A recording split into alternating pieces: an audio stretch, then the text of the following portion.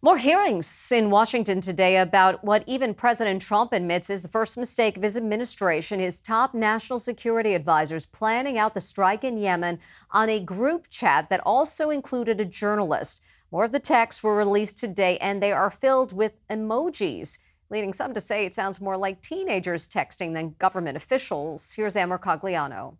There is more fallout today from the White House group chat disaster as more of the messages are released. Breaking news this morning, The Atlantic now publishing new text messages and details from the Signal group chat. America's most senior leaders are facing ridicule today for using emojis. I will say a prayer for victory with praying hands. And look at this, praying hands, flexing bicep, and flag emojis to celebrate bombing the Houthi terrorists in Yemen.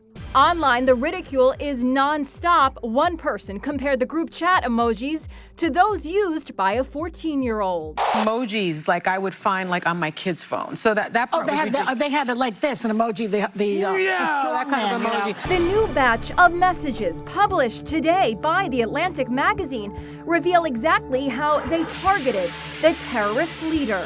We had positive ID of him walking into his girlfriend's building, and it's now collapsed. Secretary of Defense Pete Hegseth gives precise details about when the attack would happen. 14:15, this is when the first bombs will definitely drop. Today, he insists nobody's texting war plans. There's no units, no locations, no routes, no flight paths, no sources.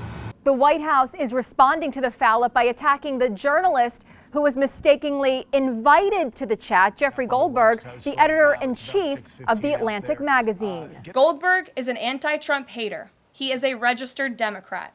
Goldberg's wife is also a registered Democrat and a big Democrat donor who used to work under who? Hillary Clinton. I take full responsibility. I built the group.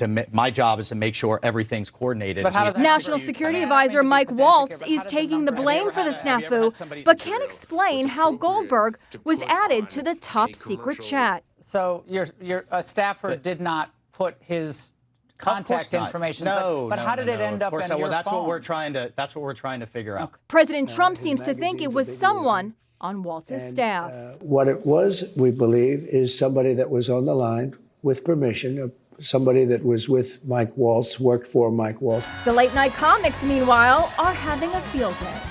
You're the guys who put him in the chat. You did. He's a moron. Okay, then. Don't put him in the secret chat.